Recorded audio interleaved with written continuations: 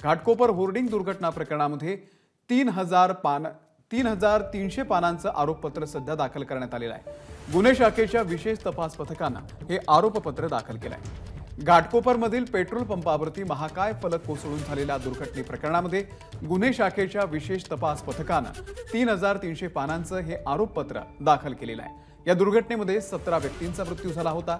या प्रकरणामध्ये आतापर्यंत 102 जणांचे जबाब नोंदवण्यात आलेले असून त्यामध्ये 2 वरिष्ठ IPS अधिकाऱ्यांचाही समावेश आहे। हे जबाब आरोपपत्राचा भाग असल्याची माहिती सूत्रांनी दिली आहे।